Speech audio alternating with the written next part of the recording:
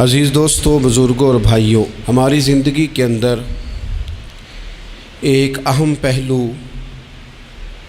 جس سے ہم بڑی تکلیف کا شکار ہو جاتے ہیں اور بعض اوقات اذیت ناک حد تک وہ بات چلی جاتی ہے، وہ ہوتا ہے لوگوں کا باتیں کرنا۔ لوگ ایک دوسرے کے بارے میں تبصرہ کرتے ہیں، گفتگو کرتے ہیں، اگرچہ اسلام نے اسے بڑا ناپسند کیا اور غیبت کو زنا سے زیادہ بدتر قرار دیا، لیکن معاذ اللہ ثم معاذ اللہ لوگ پھر بھی اس اخلاقی کمزوری کا شکار ہو جاتے ہیں اور لوگوں کے بارے میں گفتگو کرتے ہیں۔ پھر لوگوں کی وہ باتیں جب ہم تک پہنچتی ہیں، جس کے بارے میں بات کی جا رہی ہوتی ہے، جب اس تک پہنچتی ہے تو وہ شخص بڑی اذیت کا شکار ہو جاتا ہے، وہ ذہنی تکلیف میں بھی آتا ہے، کرب میں بھی مبتلا ہوتا ہے، اور بعض اوقات خدا معاف فرمائے تو بعض لوگوں میں مایوسی بھی پھیل جاتی ہے۔ آپ قرآن مجید فرقان حمید کو دیکھیں تو اللہ تعالیٰ نے قرآن مجید میں فرمایا کہ وَإِذَا قِيلَ لَهُمْ آمِنُوا كَمَا آمَنَ النَّاسُ، جب منافقین سے کہا جائے کہ اس طرح ایمان لاؤ جس طرح کے باقی لوگ ایمان لائے ہیں، یعنی صحابہ کرام، قالوا تو وہ کہتے ہیں انؤمن کما آمن السفہاء، ہم اس طرح ایمان لے آئیں جس طرح معاذ اللہ یہ بیوقوف ایمان لائے، ان کی طرح ایمان لے آئیں۔ الا انہم هم السفہاء، اللہ فرماتے ہیں خبردار ہو جاؤ یہی بیوقوف ہیں، ولکن لا یعلمون، لیکن یہ جانتے نہیں، انہیں اس بات کی خبر۔ ان لوگوں کو جو کائنات کے بہترین لوگ ہیں زمین پر، انبیاء کے بعد صحابہ، ان کو لوگوں نے بیوقوف کہہ دیا، باتیں کر دی۔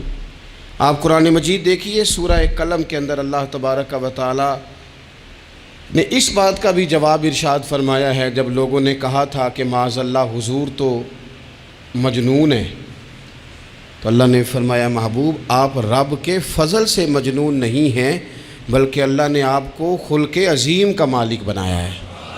وَإِنَّكَ لَعَلَىٰ خُلُقٍ عَظِيمٍ، لوگ بات کرتے ہیں اور کر جاتے ہیں اور شوق رکھتے ہیں تبصرہ کرنے کا۔ تو میں نے بہت سارے لوگ ایسے زندگی میں دیکھے ہیں جو لوگوں کی باتوں کی وجہ سے اذیت میں آ گئے، تکلیف کا شکار ہو گئے، اور میں اور آپ تو کسی کھاتے میں نہیں۔ حضرت ابوبکر صدیق رضی اللہ تعالیٰ عنہ جیسے لوگ، افضل البشر بعد الانبیاء بالتحقیق حضرت صدیق اکبر، آپ قرآن مجید 30ویں پارے کی تلاوت میں یہ بات دیکھیں گے کہ جب حضرت ابوبکر صدیق نے غریب غلاموں کو خرید کر آزاد کرنا شروع کیا، حضرت بلال حبشی کو، حضرت عامر بن فہیرہ کو اور کچھ غلاموں کو خرید کر آزاد کیا، تو لوگ کہنے لگے کہ یہ بلال نے کبھی کوئی احسان کیا ہوگا ابو بکر پر، تبھی تو خرید کے آزاد کیا ہے، ورنہ کیا ضرورت تھی اتنے پیسے لگانے کی، کوئی تو بات ہوگی۔ اللہ تعالیٰ نے اس کا بھی قرآن مجید میں اعلان فرمایا ابو بکر نے جو کیا ہے رب کی رضا کے لیے کیا ہے۔ تو گفتگو کرنا، بات کرنا، لوگوں کا اتنا یہ خطرناک مزاج ہے، ایک جملہ کہہ کے لوگ سائڈ پہ ہو جاتے ہیں، بندہ بیچارہ ساری رات تڑپتا رہتا ہے، ایک فکرے کا تبصرہ کر کے لوگ کونے میں چھپ جاتے ہیں، اور کسی آدمی کے لیے وہ اسے سولی پہ لٹکا جاتے ہیں، اپنی زبان کے تیروں سے لوگ پریشان کرتے ہیں۔ پہلے تو اللہ سے یہ معافی مانگیں کہ رب اس جرم سے ہمیں محفوظ فرمائے۔ اور اب تو لوگوں کی زبانیں اتنی لمبی ہو گئیں کہ وہ صحابہ تک چلی گئی ہیں، اہل بیت نبوت تک چلی گئیں۔ تبصروں کے شوق میں لوگوں نے یہ دیکھا ہی نہیں کہ میری حیثیت کیا ہے اور میں بات کس کی کر رہا ہوں، میری اوقات کیا ہے اور میں تبصرہ کس پہ کر رہا ہوں۔ بے باک ہونا اور بات ہے اور بدتمیز ہونا، ان دونوں میں فرق ہوتا ہے۔ تو میرے عزیز، ایک تو اس سے پرہیز کریں، اور پھر دوسرا آپ سے، اپنے آپ سے، سب سے ایک گزارش کروں گا کہ ایک بات اپنی زندگی میں طے کر لیں کہ یہ ہو نہیں سکتا کہ لوگ آپ کو باتیں نہ کریں، یہ ممکن نہیں، اس لیے کہ مخلوق تو فنکار ہے اس درجہ کے پل بھر میں، سنگے در کعبہ سے بھی اصنام تراشے، تم کون ہو کیا چیز ہے داغ کبابی، لوگوں نے تو مریم پہ بھی الزام تراشے۔ مخلوق تو فنکار ہے اس درجہ کے پل بھر میں، یہ تو فنکار ہے، ایک منٹ میں لوگ نکال کے لے آتے ہیں بات، ایک منٹ میں۔ امام جعفر صادق رضی اللہ تعالیٰ عنہ بیان کرتے ہیں، امام ابو نعیم نے حلیۃ الاولیاء میں اس کو بیان کیا۔ حضرت امام جعفر صادق رضی اللہ تعالیٰ عنہ فرماتے ہیں کہ حضرت موسیٰ کلیم اللہ علیہ السلام نے اللہ کی بارگاہ میں عرض کی، مالک میں چاہتا ہوں لوگ میرا سوائے بھلائی کے ذکر نہ کریں، میرا ذکر کریں تو صرف بھلائی کے ساتھ کریں، خیر کے ساتھ کریں، میرے بارے میں شر کی بات نہ کریں۔ تو رب کریم نے فرمایا، موسیٰ یہ بات تو میں نے اپنے لیے بھی نہیں چاہی کہ لوگ جب بھی میرا ذکر کریں خیر کے ساتھ ہی کریں، تب جب رب نے اپنے لیے نہیں چاہا تو پھر اے موسیٰ لوگ تو بات کریں گے ہی، لوگ تو منہ میں زبان رکھتے ہیں، یہ تو گفتگو کریں گے ہی، یہ تو کریں گے۔ اب ہوتا کیا ہے، ہم اس کا نفسیاتی اثر لیتے ہیں، ہم اس کا اثر لیتے ہیں۔ میں اکثر کہتا ہوں سارے لوگ ہی کانوں کے کچے ہوتے ہیں، کچھ تھوڑے زیادہ ہوتے ہیں، کچھ تھوڑے کم ہوتے ہیں، اور بعض لوگ کہتے ہیں اتنے لوگ فلانے بندے کی بات مانتے ہیں۔ تو میں نے کہا دنیا میں تو آج بھی کافر زیادہ ہیں،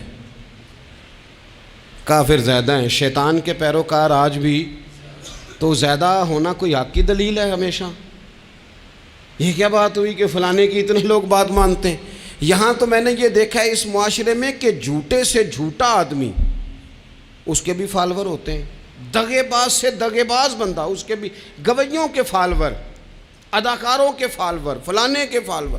اس کا یہ تو بھئی انسان کا مزاج ہے، ہر بندہ کانوں کا کچا ہے، کوئی تھوڑا زیادہ کچا ہے، کوئی تھوڑا کم کچا ہے، تو باتیں تو ہوگی، لوگ منہ میں زبان رکھتے ہیں تو گفتگو تو کریں گے۔ اب یہ اثر لینے والے پہ ہے کہ وہ اس کا اثر کس طرح کا لیتا ہے۔ ہمارے ہاں بڑے بڑے سمجھدار لوگ نفسیاتی ہو جاتے ہیں، بڑی بڑی سمجھدار خواتین نفسیاتی ہو جاتی ہیں، میری ساس باتیں کرتی ہے، میری نند باتیں کرتی ہے، مجھے فلانا باتیں کرتا ہے، مجھے فلانا۔ بھائی باتیں، جس کے منہ میں زبان ہے اس نے بات تو کرنی ہے۔ اب آپ نے کیوں یہ دعویٰ کر لیا ہے کہ آپ اتنے اونچے چلے جائیں کہ آپ کو بات ہی کوئی نہ کرے؟ کیا حرج ہے اس میں؟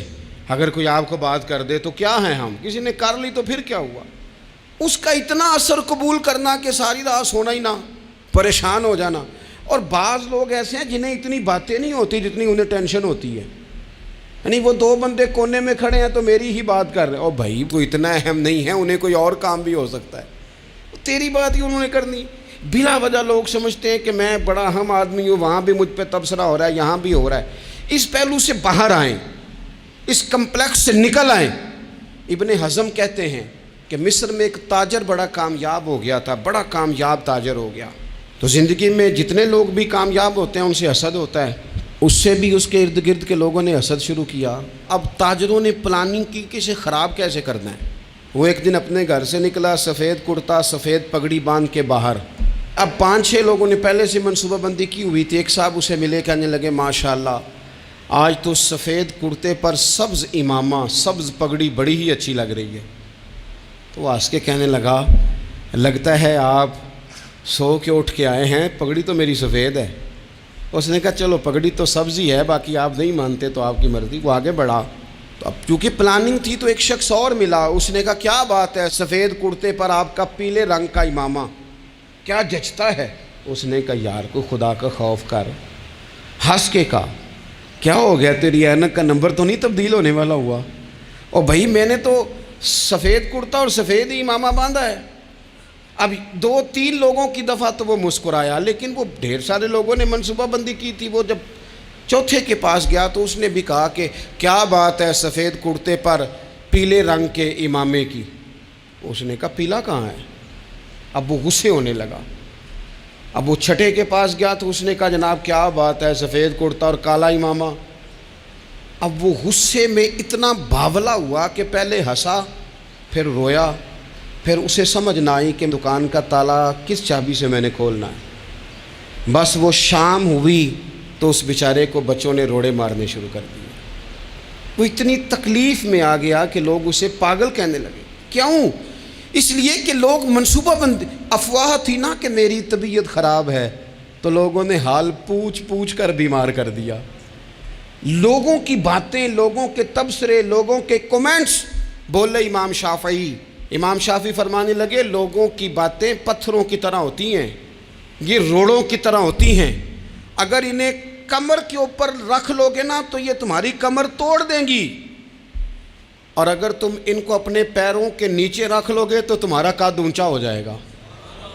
بس دنیا میں وہ لوگ پریشان ہوتے ہیں جو لوگوں کی باتوں کو کندھوں پر سوار کر لیتے ہیں، جو پیروں کے نیچے رکھے، جو پاؤں کے نیچے رکھیں ان کا قد۔ وہ پرانے زمانے میں نا عارف رومی رحمۃ اللہ علیہ فرماتے ہیں کہ ایک بیل گائے گر گئی تھی کنویں کے اندر، تو اب وہ لوگ اس کو نکال تو نہیں سکتے تھے، تو انہوں نے اس طرح کیا کہ مٹی ڈالنی شروع کر دی کہ اب بدبو آئے گی، پریشانی ہوگی، تو اس کو بند کر دیتے ہیں، اندر ہی کنویں کو، کنواں نئی جگہ پہ کھود لیتے ہیں۔ انہوں نے جب اس کے اندر مٹی ڈالی نا تو وہ گائیں جو تھی وہ مٹی جھاڑ کے تو مٹی کے اوپر آ گئی، انہوں نے پھر مٹی ڈالی تو وہ تھوڑی اور اوپر آ گئی، اور مٹی ڈالی تو اور وہ مٹی ڈالتے گئے اور گائیں وہاں سے کنویں سے باہر آ گئی۔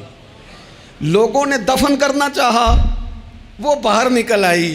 اور میرے بھائی لوگ بھی اپنی باتوں میں دفن کرنا چاہتے ہیں، لیکن یاد رکھنا جو چمکنے والے تھے وہ چمکتے ہی رہے، جن کو اللہ نے عزت دی تھی ان کی گھٹائی کوئی نہیں سکا۔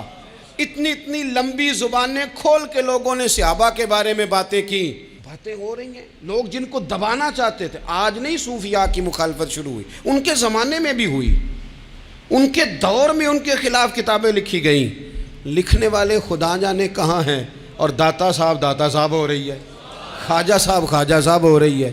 حضور غوث اعظم کے ان کے زمانے میں بھی ایسا نہیں ہوا کہ بڑی خوشی سے لوگوں نے آگے بڑھ کے پھول ڈالے ہوں، ان کے دور میں باقاعدہ جتھے تیار ہوئے، جتھے، اور پورا کام کیا گیا۔ اور ویسے بھی اگر کوئی شخص آپ کا مخالف ہی نہیں ہے تو پھر آپ کو چمکنے کا مزہ کیسے آئے گا؟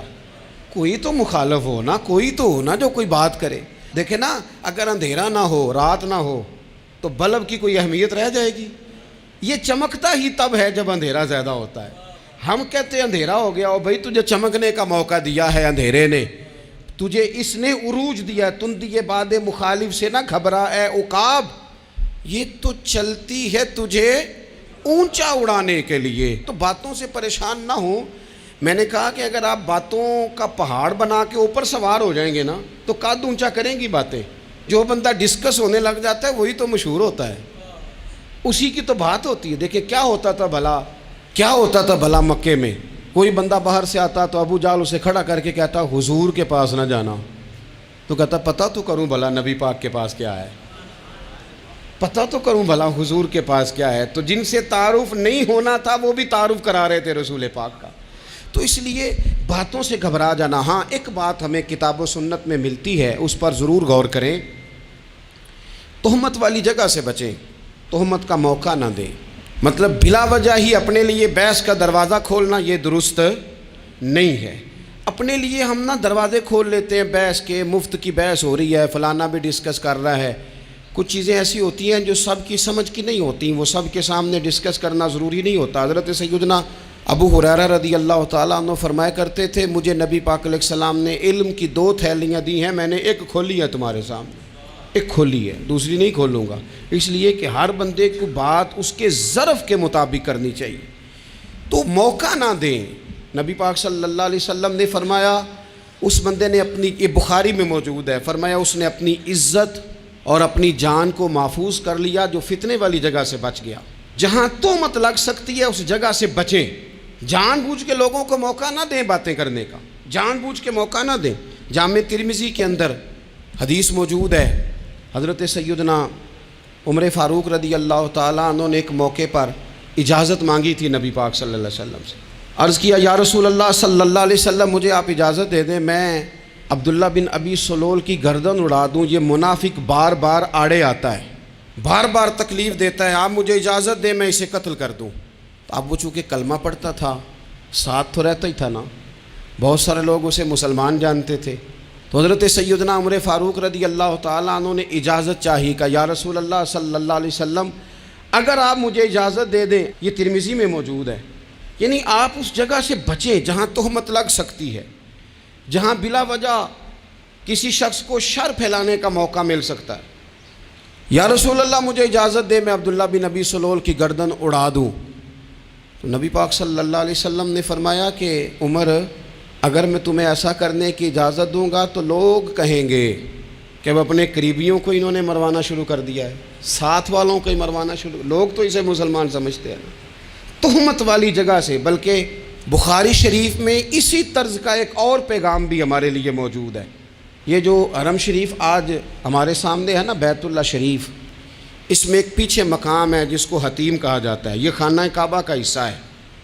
حضور صلی اللہ علیہ وسلم کے اعلان نبوت سے پہلے جب قریش مکہ نے اسے تعمیر کیا نا دوبارہ سے، تو انہوں نے چندے کا کوئی اس طرح کا مزاج بنایا تھا کہ اس بندے سے پیسے لینے ہیں جس کے بالکل ہی جائز ہو۔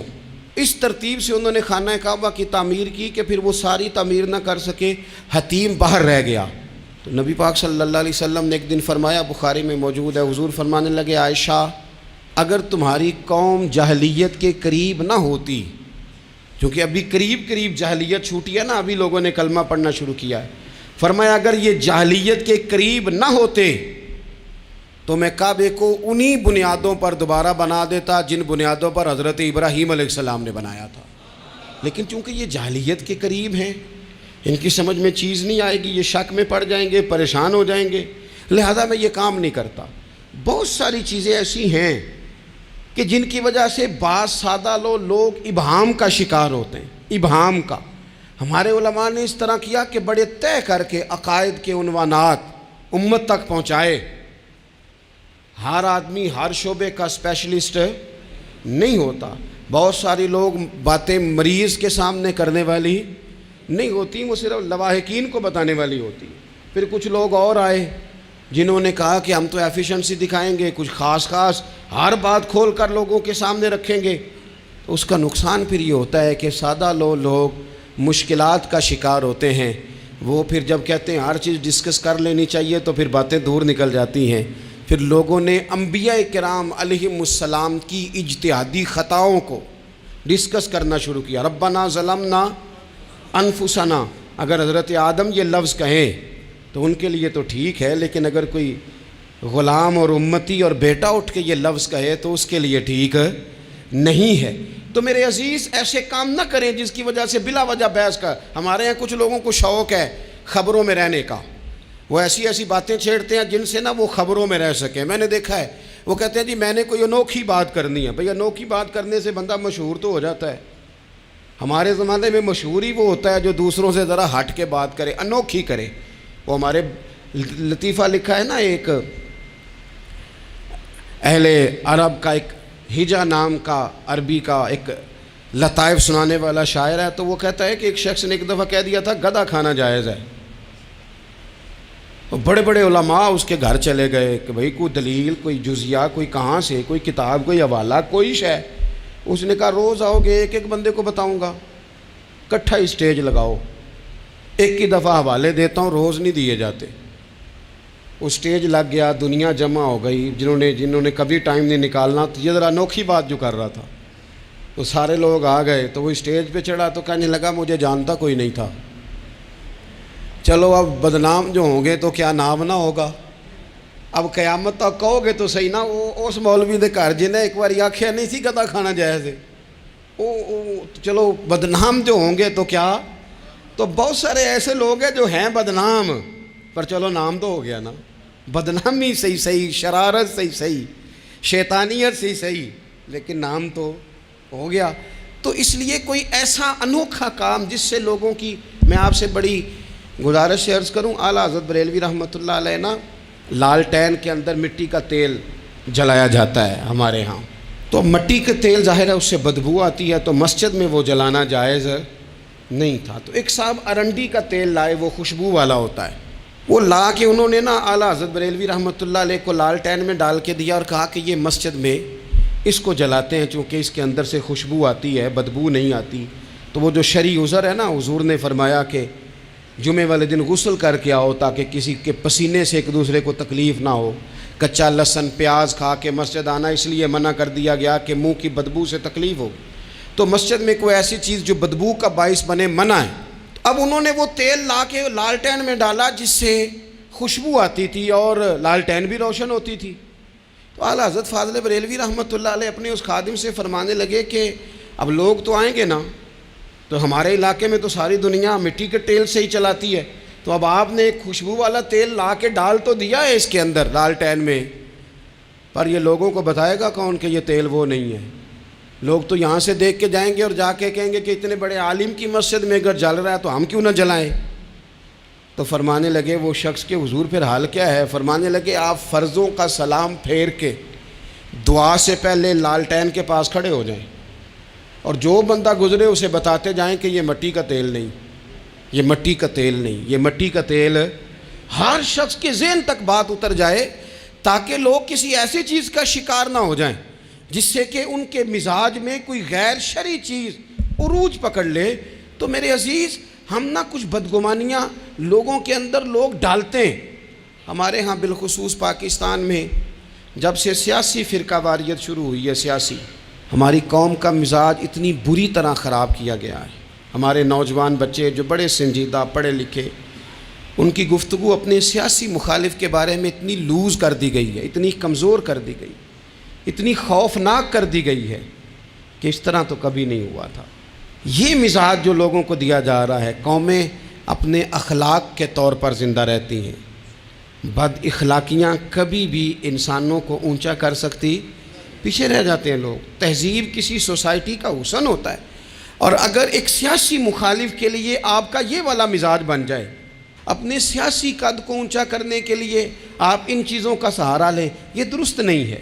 اخلاقی رویے میں کہوں گا کسی بھی سیاسی جماعت سے وابستگی ہے وہ 100% رکھے جو اس کی سمجھ میں آتی ہے، لیکن اپنے اخلاقی مزاج کو کبھی کمزور نہ ہونے دے، اخلاقی رویہ کبھی کمزور نہ ہونے دے۔ یہ کیسے ہو سکتا ہے؟ دیکھیں، ابو جہل، ابو لہب، عتبہ، عتیبہ، شیبہ، وہ وہی باتیں کر سکتے تھے جو ان کے مزاج کی تھیں، جو آج تک لوگ کسی بھی دیندار کے بارے میں کرتے ہیں۔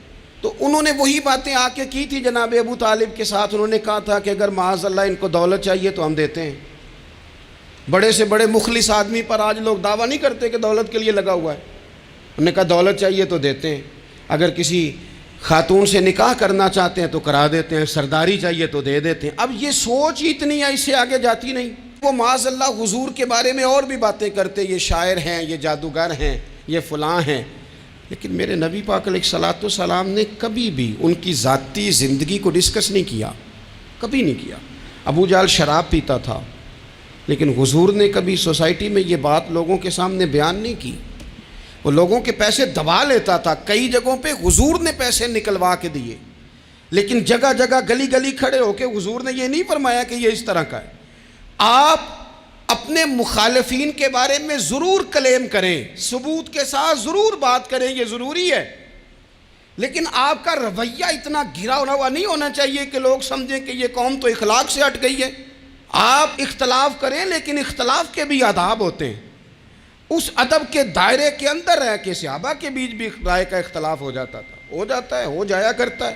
حضور اس اختلاف کو قبول کرتے، بھئی ہو جاتا ہے رائے کا اختلاف اپنوں میں، لیکن اس کے اندر انسان توہین پہ اتر آئے، اس کا لہجہ اس طرح کا ہو جائے جس طرح کی بازاری گفتگو کی جاتی ہے، تو محسوس ہوتا ہے کہ یہ تربیت کا فقدان ہے۔ یہ لہجے باوقار لوگوں کے نہیں ہوا کرتے۔ لہجے کو کبھی برا نہ ہونے دیں، انداز کو۔ لوگ آپ کو چھیڑیں گے، اپنی جگہ پہ کھینچ کے لانے کی کوشش کریں گے، بڑا کچھ لوگ کریں گے، لیکن آپ اپنی جگہ سے آپ تبدیل نہیں ہوں گے۔ آپ کہیں گے یار میرا ایک معیار ہے، میری ایک حیثیت ہے، میں اپنی حیثیت چھوڑ سکتا؟ میں اپنی حیثیت نہیں چھوڑ سکتا۔ ہر بندے کو آپ ڈسکس کریں گے، تو تہمت والی جگہ سے ضرور بچیں، بدگمانی سے ضرور بچیں، لیکن ہر شخص کو اس کے معیار کے مطابق اتر کا جواب دینا یہ باوقار لوگوں کا سٹیٹس نہیں ہوتا۔ وہ کہتے ہیں جا بات کر، جا کے تو کون ہوتا ہے، تیری بات کریں اب ہم، ہر شخص کے منہ لگیں، یہ کیسے ہو سکتا ہے؟ نبی پاک صلی اللہ علیہ وسلم گزر رہے تھے، صحیح بخاری میں موجود ہے، آپ کی اہلیہ حضرت صفیہ رضی اللہ تعالیٰ عنہ آپ کے ساتھ تھیں۔ رات کا وقت تھا، حضور گزر رہے تھے، تو صحابہ کچھ کھڑے تھے، تو حضور نے ایک کو بلا کے کہا کہ یہ میری بیوی ہیں، صفیہ ہیں۔ عرض کرنے لگے حضور مجھے میری ماں روئے، میں کوئی آپ کے بارے میں بدگمانی کرتا؟ تو حضور نے جواب میں کیا کہا؟ محبوب فرمانے لگے جس طرح رگوں میں خون گردش کرتا ہے نا، شیطان بھی اسی طرح ہی گردش کرتا ہے۔ گویا حضور بتا رہے ہیں کسی وقت بھی بدگمانی پیدا کر دیتا ہے۔ میں تمہیں بتا رہا ہوں کہ اپنی اہلیہ کے ساتھ جا رہا ہوں، میری بیوی ہے، کوشش کریں کہ آپ اس جگہ سے بچیں جہاں باتیں ہو رہی ہوں۔ اور اس پہلو پہ تیسری گزارش اس عنوان پر یہ ہے کہ اگر کسی کے بارے میں باتیں ہو رہی ہوں تو فٹافٹ اس کا حصہ بننے کی کوشش نہ کریں، بلکہ آپ کے پاس جب تک کوئی شرعی ثبوت نہیں ہے تب تک آپ اس بات کا حصہ نہ بنیں۔ ہمارے ہاں بات ہو رہی ہوتی ہے تو دو چار بندے دوڑ کے نا اپنا بھی حصہ ڈالتے ہیں، بلکہ میں بڑی ذمہ داری سے یہ بات عرض کروں گا، بات لمبی ہوتی تب ہے جب کوئی بندہ درمیان میں کہہ دیتا ہے نا نہیں تجھے تو تھوڑا پتہ ہے، تھوڑا میں بھی کرتا ہوں۔ وہ کئی دفعہ وعدہ معاف گواہ بن جاتا ہے، جا کے دوسروں کو خبر کرتا ہے اس نے یہ کہا ہے، حالانکہ بندہ اس سے پوچھے کہ اگر انہوں نے کہا تھا تو اتنا سجن تھا تو وہاں جواب دے کے کیوں نہیں آیا؟ تجھے چاہیے تھا وہیں جواب دیتا، وہیں جا کے جواب دے دیتا۔ ایک بزرگ کی خدمت میں ایک دفعہ حاضر تھا، ایک بڑے عالم تھے، تو ان کے پاس آ کے ایک شخص نے کہا کہ فلاں آدمی آپ کے بارے میں یہ بات کر رہا تھا، تو وہ ہنس پڑے، فرمانے لگے پھر آپ کہاں تھے؟ کہنے لگے میں وہیں تھا۔ فرمانے لگے میرا اور آپ کا رشتہ کس طرح کا ہے؟ کہنے لگا جی میں تو شاگرد ہوں، ارادت مند ہوں۔ تو فرمانے لگے پھر آپ میرے پاس سوال لے کے آ گئے ہیں، آپ نے وہاں جواب کوئی نہیں دیا۔ فرمانے لگے اب تو میرے سامنے بیٹھ، پہلے اس سوال کا جواب میں تجھے دوں، پہلے تجھے قائل کروں۔ اگر تو قائل ہوتا نا تو پھر تو یہ بات لے کے میرے پاس نہ آتا، پھر تو وہاں تو کلیئر کر آتا۔ تیرے اندر کجی ہے، تو بات کا حصہ بنا ہے، اور میرے نزدیک اس سے بڑا تو مجرم ہے کہ تو نے بات کو سنا ہے۔ وہ تو کوئی ہے، اور تو اپنا تھا، تو نے اپنا ہو کے یہ باتیں سنی، تو نے ہاں کی، تو وہاں بیٹھا رہا، تو اپنا تھا۔ اور حضور نے فرمایا محبت تو بندے کو اندھا بہرا اور گونگا کر دیتی ہے، جو کسے دا عاشق ہوئے ہوتے گل اسے دی کردا ہے، 100 مکر بہانے کر کے او دے ہی مرنے مردا ہے۔ تو نے سن کیسے لی؟ تیرے کانوں نے گوارا کیا؟ پہلے تو مطمئن ہو نا، تو اگر مطمئن ہوتا تو بات آگے وہیں جواب دے کے آتا۔ جب تو ہی غیر مطمئن ہے تو میں کسی اور کو کیا جواب دوں؟ تو مدد کریں اپنے بھائی کی اس معاملے میں کہ اگر آپ کلیئر ہیں تو پھر آپ اسے وہیں کلیئر کریں، کہیں یار میری بات سن، یہاں تک تو بات ٹھیک ہے، اس بات کا میں گواہ ہوں، یہ ہو سکتی نہیں۔ اور نبی پاک کا یہ طریقہ ہے، مسند امام احمد بن حنبل میں حدیث موجود ہے، حضرت عبداللہ ابن مسعود رضی اللہ تعالیٰ عنہ، کمال آدمی حضرت عبداللہ ابن مسعود، حضور نے فرمایا عبداللہ ابن مسعود سے قرآن سیکھا کرو، یہ اسی طرح پڑھتے ہیں جس طرح میرے اوپر نازل ہوا تھا۔ حضرت عبداللہ ابن مسعود کو نبی پاک علیہ السلام نے فرمایا درخت پہ چڑھ کے ذرا میرے لیے مسواک تو اتار دو۔